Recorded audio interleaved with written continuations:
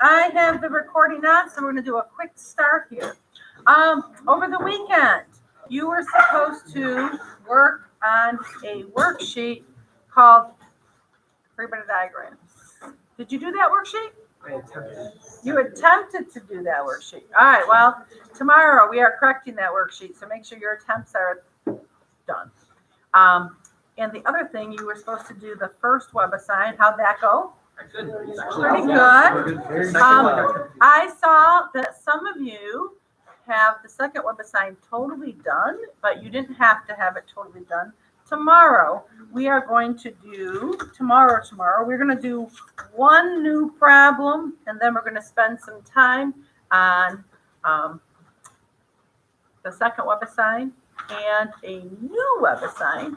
And then we're just going to let it kind of hang, and then we'll worry about it when we come back. Okay.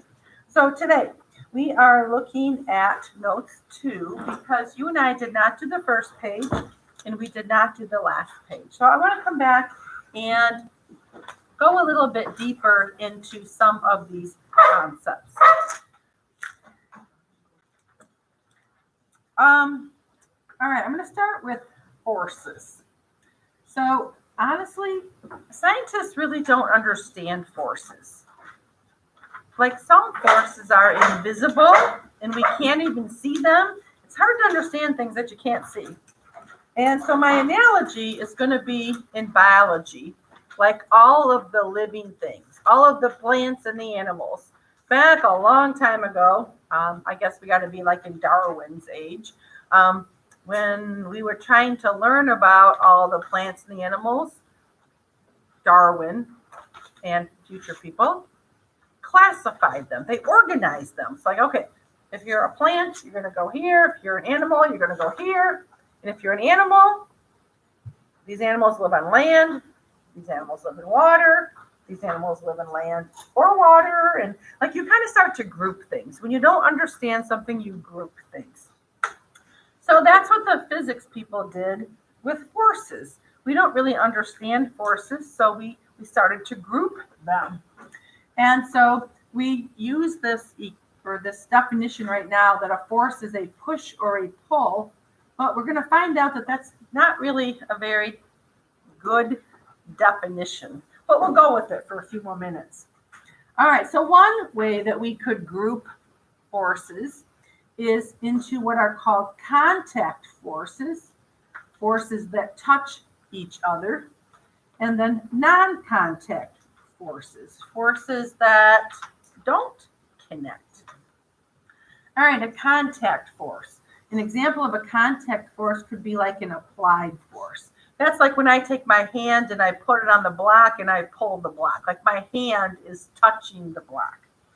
Another kind of contact force could be friction, like the rubber tires are touching the concrete cement. Another kind of contact force could be the normal force. The normal force is the force that a surface presses back up on the object. Block pushes on table, table pushes back up on the block, and the table is touching the block. So we know that some forces are in contact with each other or with the object. Non-contact forces don't have to be touching. So I'm going to draw a picture of some non-contact forces. One of them is gravity. That's our everyday word, but gravity is really a gravitational force. What if I wanted to make a gravitational force? You don't really make them, but gravitational forces exist around any mass, So I'm going to draw a picture of a mass. And I could draw the mass like round, like a planet.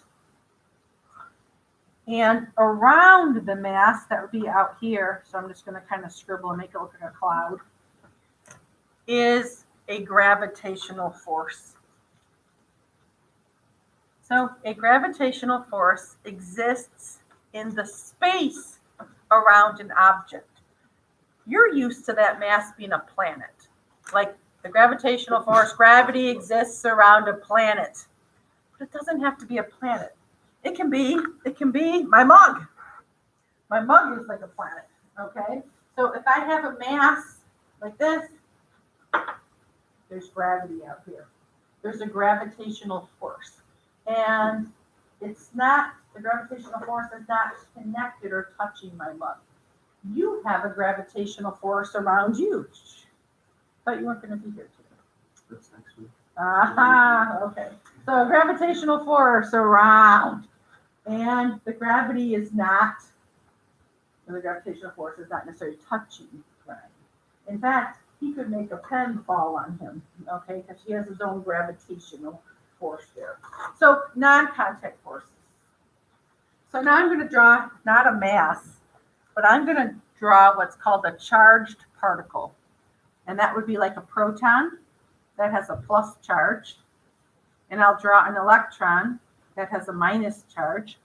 There is a force around all positive charges, and there's a force around all negative charges. And those forces, it's called an electric force, FB, or an electrostatic force. Let me write those down. A non-contact force is the gravitational force. FE is the electric force. Or another word for the electric force is the electrostatic force. We're actually going to learn about that, I don't know, January, February-ish. And then I'm going to draw a magnet. A magnet, I'm going to draw what's called a bar magnet. A magnet has a north pole and a south pole. And around all magnets is a magnetic force. I'm going to call that FM, a magnetic force. A magnetic force means if I put another magnet in that space, it gets attracted to either the North Pole or the South Pole. So I can have these things are invisible forces. And I bring up these words because in physics, these invisible forces, these clouds that I drew, are called fields.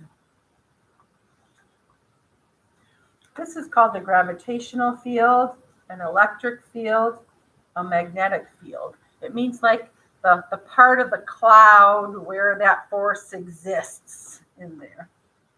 All right, I just point out to you that there are forces out there that are invisible. And because they're invisible, that complicates me understanding forces. Now let's go a different direction here. Somebody else, instead of making these two groups, they decided that there were going to be 5 groups. And so they came up with group 1, group 2, group 3, group 4, and group 5. Notice that the gravitational force definitely is like in its own group, the same way the people up here put it in its own group. But then, this is during the course of my teaching career, like the last 25 years. There were 5 groups. And then as we start to learn more about forces, we say, wait a second. This electric force group is very similar to the magnetic force group, and I think we goofed. I think those should not be 2 separate groups. They should be the same group. That's kind of like I have species 1, species 2 of animals, and I find out that, oh, they're the same species. These just have slightly longer beaks than these, but they're really the same. Let's group them together. So we took these and we grouped them together. We crossed these out and we came up with this. So now we have 1, 2, 3, 4 groups. So we kind of said that these 2 things are very, very similar. And then we grouped them.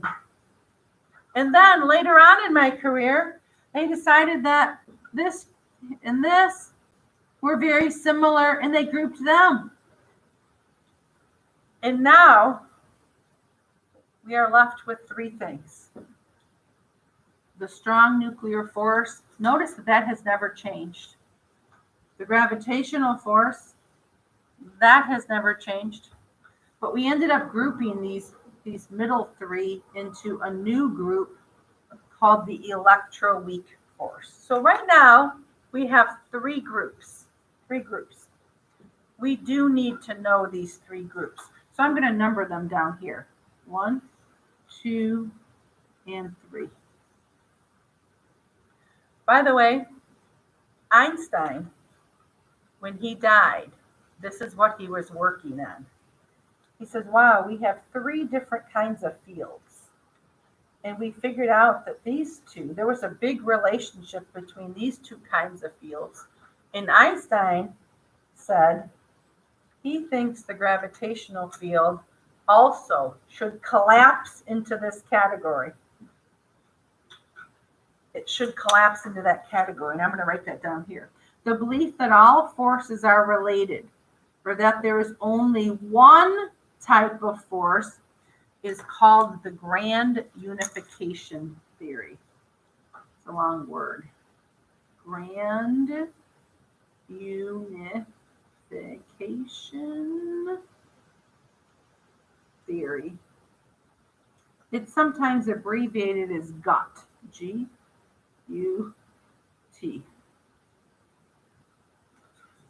So some scientists say that when we finally understand GUT, when we finally understand how the gravitational force connects to these, then we'll have a better definition of what a force is. But right now, it sits out by itself and it's not connected. And so we have 3 distinct groups. So let's talk about the 3 distinct groups. All right, let's start with number 3. The force of attraction between any 2 objects is the gravitational force. It's like the gravity. Gravitational force. The force of attraction between any 2 objects. So let that one stand. Let's go up to number 1. This kind of force holds the nucleus of an atom together. All right, what's inside of an atom? I'm sorry, what's inside the nucleus of an atom? Protons and neutrons. All right, we don't really care about the neutrons today, but let me draw some protons. Plus, plus, plus, plus, plus, plus, plus. There's a lot of pluses in there, a lot of protons. Have you ever heard the phrase, like charges repel and unlike charges attract? Opposites attract, like things repel. So think about the nucleus of an atom. You have a whole bunch of positive charges in the nucleus, tightly compacted together. Like charges are supposed to repel. So that would mean that the nuclei of atoms should be exploding. And then scientists looked at that and said, oh yeah. Yeah, that doesn't make sense. Why aren't they exploding? And then someone goes, wow, there must be a strong force holding them together. And it's invisible, like glue. And so we don't know what it is. We just gave it a name. It's called the strong nuclear force. Strong nuclear force. First of all, it's got to be super strong because these guys should want to explode. In fact, this is the strongest force that we know of. And actually, we don't really know it because we've never seen it, but we know it's got to be the strongest. Do you know what the weakest force is? Number 3, the gravitational force. Gravity is the weakest category of forces. So then what's left? The electroweak. Look where they got the name from. They took the electric and the magnetic and called it electromagnetic. And then when they took electro and combined it with the weak nuclear force, now they call it the electroweak. So I'm going to write that down. Electroweak. Electroweak. So let's pretend it's a future test, and there's a question. Which of these three groups has the weakest forces in it? You know what people sometimes say? The electroweak, because they see the word weak, but that's wrong, right? Which one's the weakest? Gravitational. Gravity's weak. In fact, you know why I know gravity's weak? Can you even jump up in the air against it? Yeah, it does make you come back down, but like if it was strong, you'd never be able to even jump up in the air. All right, but the strong nuclear force is super, super strong. It holds the protons together, and protons are not supposed to be held together. They're supposed to explode apart. All right, so I just want to really make it clear to you that the whole conversation of what is a force, there's still a lot of uncertainty out there. But this is what we've learned so far. Okay, this is what we at least agree on so far. I'm going to do this really fast. The force of attraction between any two objects is going to be called the gravitational force, Fg. But if one of those objects is the Earth, the force of attraction between an object and the Earth, then we call that our weight, Fw. The normal force is the force exerted by a surface. I have to have a surface in order to have an Fn. The applied force, we've already talked about. The force that opposes motion, Ff, we talked about. We also talked about an unbalanced force is called the net force.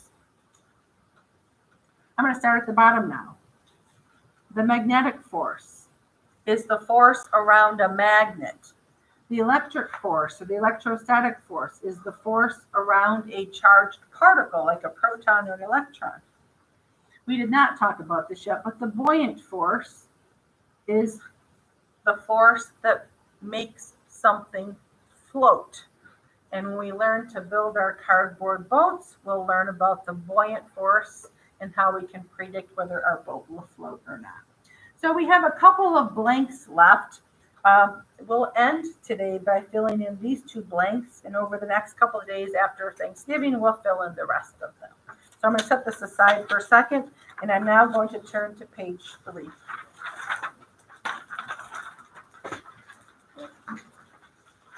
All right, we're going to go a little bit deeper about friction.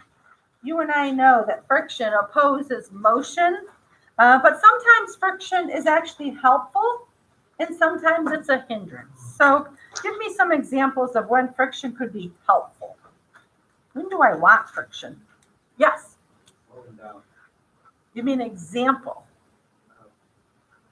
Stopping a car. Stopping a car, slowing down. Okay, you're saying the same thing. Okay, so how would I say that? I'll say the word driving. So I think that's what you're talking about, right? When you're driving the car. So I need friction when I'm driving my car. So when I slam on my brakes, I'm able to stop. Because on a snowy, icy day, when I slam on my brakes, it makes stopping kind of hard.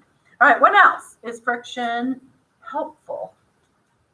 Yeah. Using the eraser. When I'm using an eraser, I want it to, you want the marker to stick to the eraser, is that what you're saying? Well, yeah. Okay, I'm with you. All right, an eraser. Along the same lines, I'm going to write down the word painting. Like when I paint, I'm literally taking a liquid and putting it on the wall. Like I don't want it to drip down, so I want that paint to have some chemical properties that has friction in it so that it can like stick to it. Glue. I want glue to have chemical properties that include friction. Somebody this morning said walking. For the same reason I'm trying to drive. If I want to walk, I need shoes that allow me to kick the earth backwards so that the earth can propel me forward. Okay?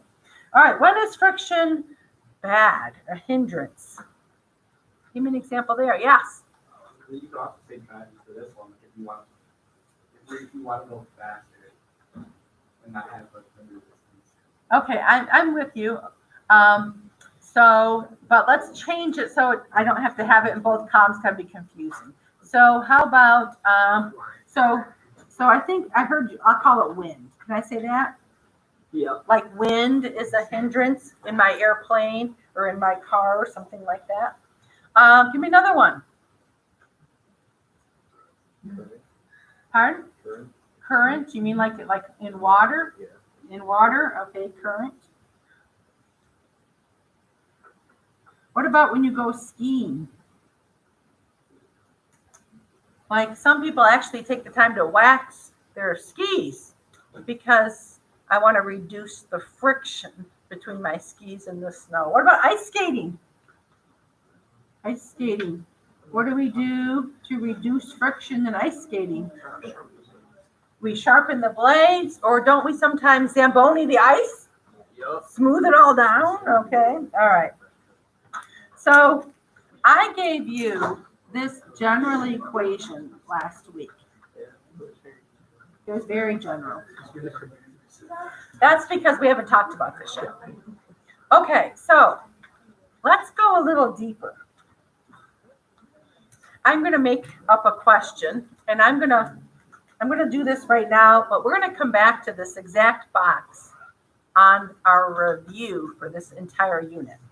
So let's pretend you're taking your SAT or your ACT, and they say, what factors affect friction? Like, do you think that if I pull the block like this, all right, there's going to be friction, or I could pull the block like on its side, there's friction, and I could pull the block like this, like which of them do you think has the most friction? What factors affect friction? I'll come back to this example. Maybe not today, but I will come back to it. All right, so what factors affect friction? But this is what you can do. Once you're in physics, you don't have to think about what factors affect friction. You can look right here. Friction is affected by two things, this and this. So I know that because there's only two things in the equation. There's only two things in the equation. So I'm going to write them down. Fn matters and the coefficient of friction matters. All right, let me make up an example for each. Let's talk about Fn. That's the force a surface presses back. So in my bedroom, I have a big dresser. So I'm going to draw a dresser. Like a big chest of drawers. And I have a nightstand. And why this example popped in my head is because last night I rearranged my bedroom. I like to rearrange my bedroom. And so I had to push the dresser to a new spot in the bedroom. Then I had to push my nightstand to a new spot in the bedroom. And one was easier to push than the other one. Which one do you think was easier for me to push? People say, oh, the nightstand because it's lighter. Well, you're kind of right, but does FW affect friction? No. But if I turn my dresser into a dot and I turn my nightstand into a dot, they both have FW. Oh, his FW is bigger, so I'll make a big arrow. And so the dresser pushes into the carpet and the carpet pushes back up, and then they both have Fn. And Fn is equal to Fw in this example. And the more Fn I have, I'll say big Fn, I get big friction. Big friction means it's hard for me to move it. So the dresser had more Fn, so it was hard for me to move the dresser. But then you could back it up and say, well, why did the dresser have more Fn? Because it was heavier. But technically, it's not the weight. It's not the Fw. It's the Fn. Because next week, we're going to talk about a car parked on a hill. When we have a car parked on a hill, Fw doesn't equal Fn. And then I'll be able to come back to this example and show you that the friction depends on Fn, not Fw. So the more Fn I have, the harder it's going to be for me to push. So you can't just look at something and say, whatever's heaviest is hardest to push. It's whatever has the biggest Fn is hardest to push because of this. All right, the second thing that matters is the coefficient of friction. And the coefficient of friction is a number that tells me about the slipperiness of the surfaces. So the coefficient of friction tells me about the slipperiness of the surfaces. All right, let's talk about the slipperiness of the surfaces. So I'm going down to number 4, and I'm going to do some of these things kind of a little bit out of order here. But the coefficient of friction, I'm going to write down this equation again.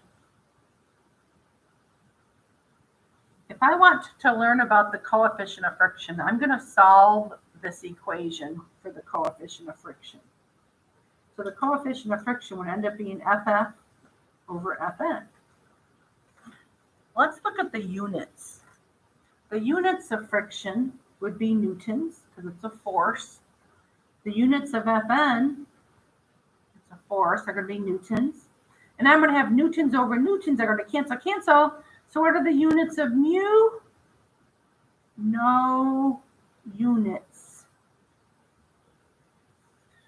That's what I mean. It's just a number that tells me about the slipperiness of the surfaces. So we already talked about that if I have rubber tires on a dry concrete road, I can have a number like 0.68. And if I have rubber tires on ice, it could drop down to 0.15. So I'm trying to think of things that are slippery. Rubber tires on ice is pretty slippery. Things on ice can be slippery. But you know what? There's things that are even more slippery than ice. So I want to talk about chemical engineers for a minute. Many students go into engineering and they really don't know all the different kinds of engineering. So that's one of the things we're going to be learning over the next couple of years. But I want to give you an example, a real life example of what a chemical engineer does. A chemical engineer uses their knowledge of chemistry to develop compounds or materials or substances that have certain special chemical properties, like paint. Chemical engineers spend a lot of time perfecting or trying to improve paint, because I want really good paint that sticks to the wall and doesn't drip and lasts a long time and is washable and durable and paint. Chemical engineers spend a lot of time on paint. Chemical engineers also spend a lot of time on friction. What kind of substance could I make that is slippery? And they came up with a really good one. In fact, they trademarked it. Teflon. That's why it has a capital T. Teflon. And so one of the things that we do is we take our pans and we spray them with Teflon. Teflon coated pan. You probably have a Teflon frying pan in your house. So you make pancakes. in the Teflon frying pan. When you make the pancakes, and mom goes, here, Ryan, and the pancake flies right over to your plate. And then I make chocolate chip cookies on a Teflon cookie sheet. Here, there's the cookies, okay, and they fly across the kitchen. Teflon is good stuff. Teflon is super slippery. In fact, it is the slipperiest substance that we know of that we've made so far, and that's made by the chemical engineers. So I read one time that in the manufacturing world, the biggest loss of money is due to friction. Think of the manufacturing world. They have conveyor belts, robotic arms, pulleys and gears and things rubbing on each other, all the automation type stuff. And how do we save money? We make Teflon gears, Teflon conveyor belts, Teflon ball bearings, Teflon everything. Then we spray everything with Teflon. All right, so what is the best we have been able to do so far is to have Teflon on Teflon. And the coefficient of friction for Teflon on Teflon is 0.04. That is the lowest that we've been able to come up with. And that's better than even anything on ice. And then second hour says, well, what if we had Teflon on ice? Teflon on Teflon is better than Teflon on ice. This is the best we have so far. In the chemical engineering world, Teflon is like king. And you want to make tons and tons of money, come up with something better than Teflon. Okay, improve that. All right, so now, so this is the slipperiest. The slippery. The slippery have an I. Do I switch to an I? Slipperiest? I don't know. I don't know how to spell slipperiest. Okay, slipperiest. All right, so now I want something that's not slippery. So I'll put rubber on my shoes. I have rubber shoes. They're not slippery. I'll walk on dry concrete.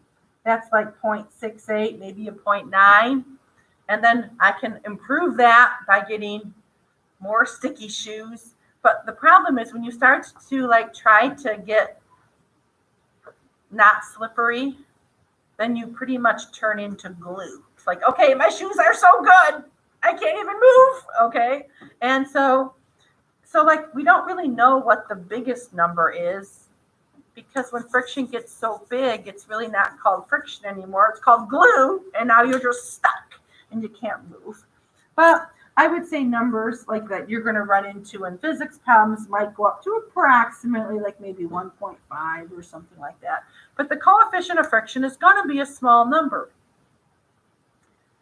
But now I want to explain to you why there's two numbers in these columns.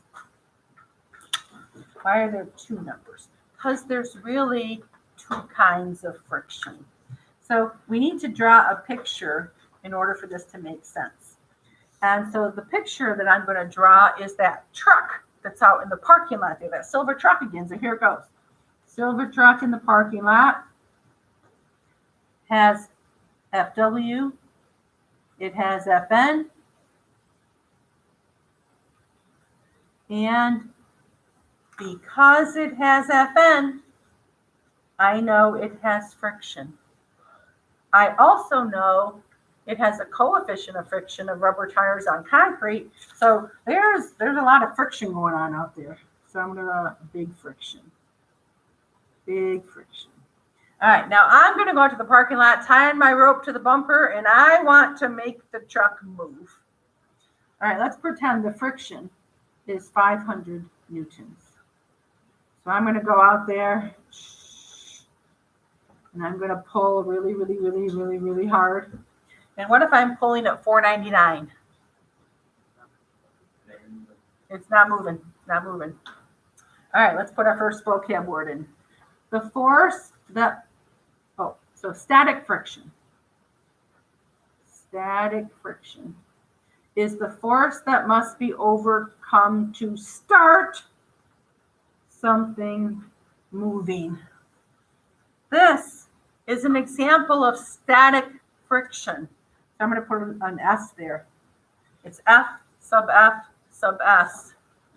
All right, so the static friction is 500, and I'm pulling at 499. That's not enough.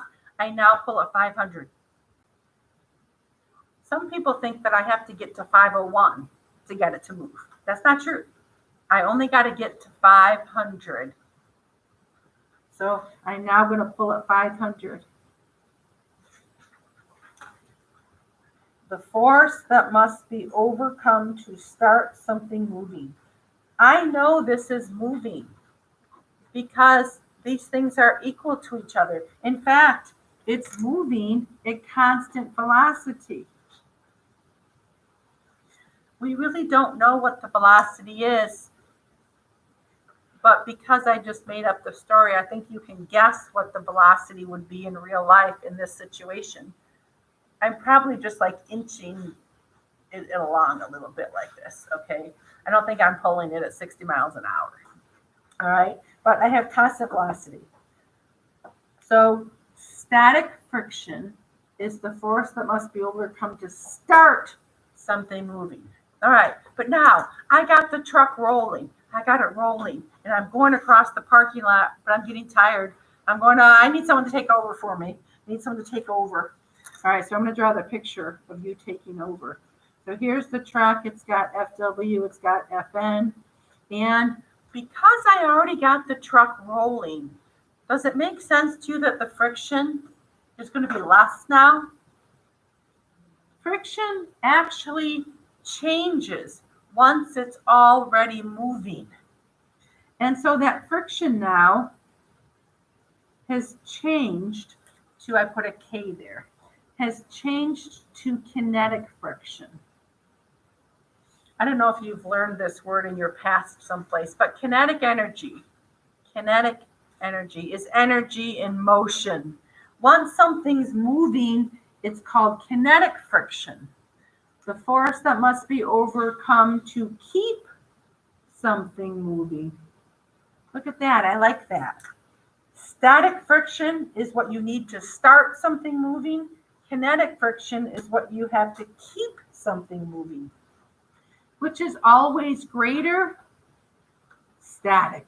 It's always harder to start something moving, but once it's already moving, sliding, rolling along, it's a lot easier to keep something moving. In fact, the keep number might have decreased to 400, and now when I ask you to take over, you only have to pull at 400, where I had to pull at 500 to keep it moving.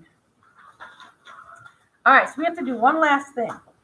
I gave you this generic equation. I'm just going to point to this box to give myself more space. We're now going to rewrite this equation twice.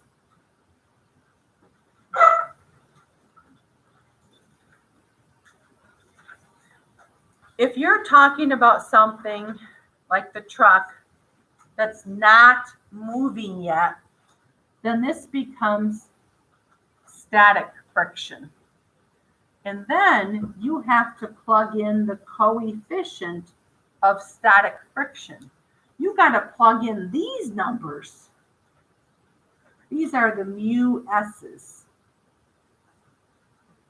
But if it's already moving, then you can plug in the kinetic friction, the coefficient of kinetic friction, and that's these numbers. These are the mu k's. So sometimes the kinetic and the static is a different number. You know what? Always it's a different number. I don't know why they didn't tell me this number. I don't know why they didn't tell me this number or this number, but we take whatever numbers they give us. Sometimes you look them up on the internet, and then you say, well, on the internet, kinetic friction was 0.7, and on this set of notes, it's 0.68. These are all experimentally determined. And so everybody who does it might get slightly different numbers. So that's why in a problem, they usually give you the number.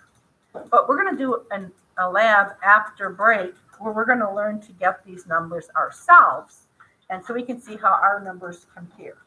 But if we talk about starting friction and kinetic friction, then we use these, I'll say, specialty equations. If they don't differentiate, then we just use the generic equation and assume they don't care about separating the two. So I'm going to do one last thing before we call it a day, because I'm going to write these in my chart. The start is static friction, and to keep something moving is kinetic friction.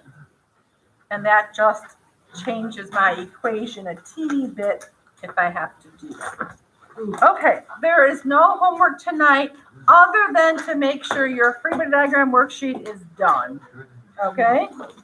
And then tomorrow we will try to tie up some loose ends. Okay? Yeah. Yes.